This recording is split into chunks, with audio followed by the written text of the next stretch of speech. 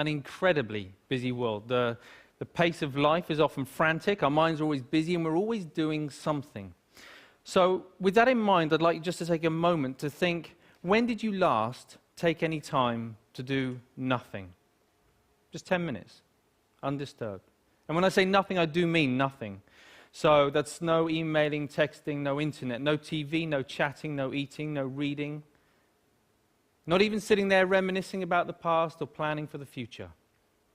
Simply doing nothing. I see a lot of very blank faces.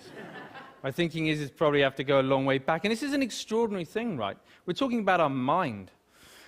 The mind, our most valuable and precious resource through which we experience every single moment of our life.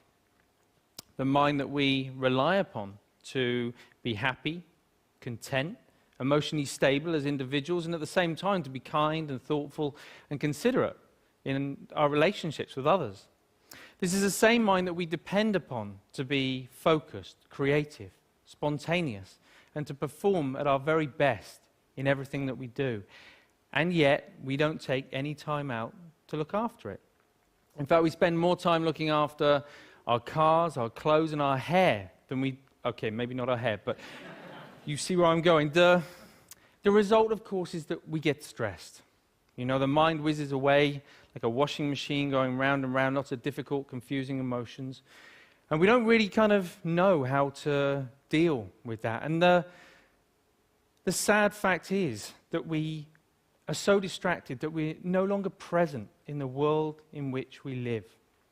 We miss out on the things that are most important to us. And the crazy thing is that everybody just assumes, well, that's the way life is, so we just kind of got to get on with it. But that's really not how it has to be. So I was about 11 when I went along to my first meditation class.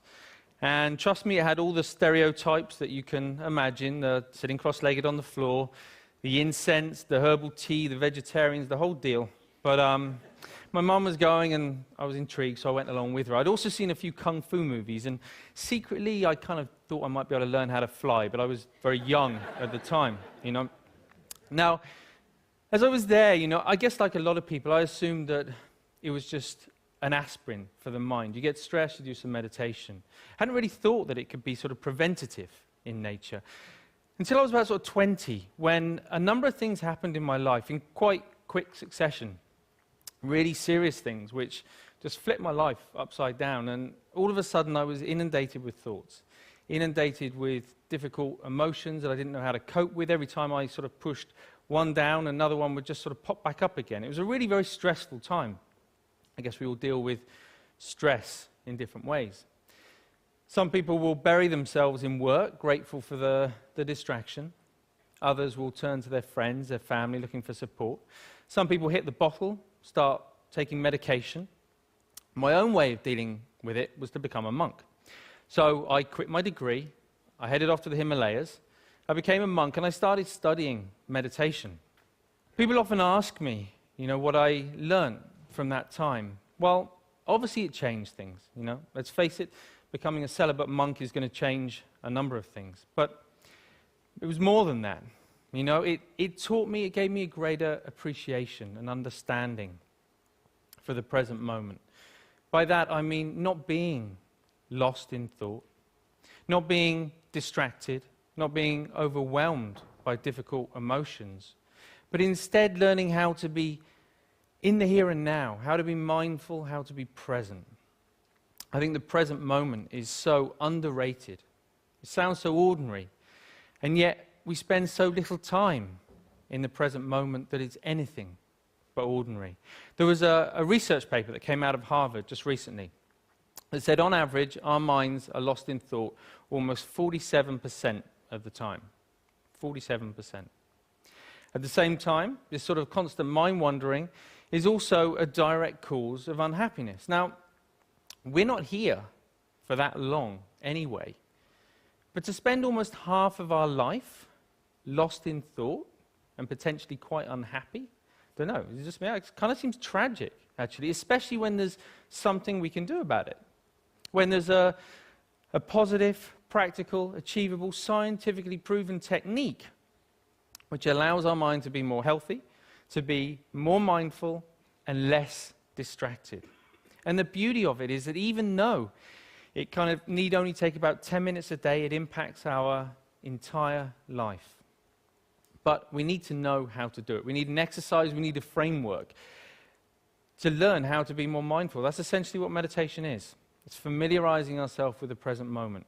But we also need to know how to approach it in the right way to get the best from it. And that's what these are for, in case you've been wondering. Because most people assume that meditation is all about sort of stopping thoughts, getting rid of emotions, somehow controlling the mind. But actually it's quite different from that.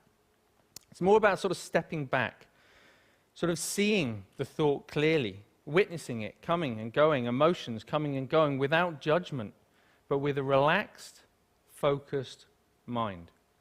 So for example, right now, if I focus too much on the balls, then there's no way that I can relax and talk to you at the same time. Equally, if I relax too much talking to you, then there's no way I can focus on the balls. I'm going to drop them. Now in life and in meditation, there'll be times when the focus becomes a little bit too intense and life starts to feel a bit like this. It's a very uncomfortable way to live life when we get this tight and stressed.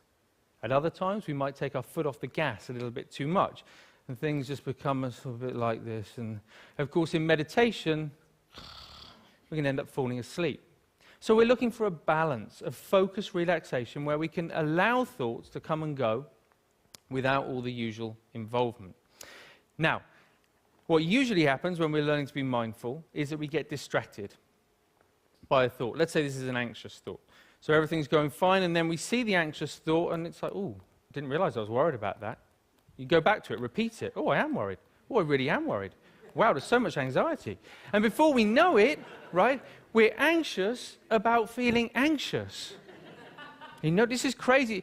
We do this all the time, even on an everyday kind of level. If you think about the last time, I don't know, you had a wobbly tooth. You know it's wobbly, and you know that it hurts. But what do you do every 20, 30 seconds? I don't know. It does hurt. And we reinforce the storyline, right? And we just keep telling ourselves. And we do it all the time. And it's only in learning to watch the mind in this way that we can start to let go of those storylines and patterns of mind. But when you sit down and you watch the mind in this way, you might see many different patterns. You might find a mind that's really sort of restless and the whole time. You know, don't be surprised if you feel a bit agitated in your body when you sit down to do nothing and your mind feels like that. You might find a mind that's very sort of dull and boring and it's just almost mechanical. It just sort of seems to, it's as if you're just sort of getting up, going to work, eat, sleep, get up. Or it might just be that one little nagging thought that just goes round and round and round to your mind. Whatever it is, meditation offers the opportunity, the potential to step back and to get a different perspective, to see that things aren't always as they appear.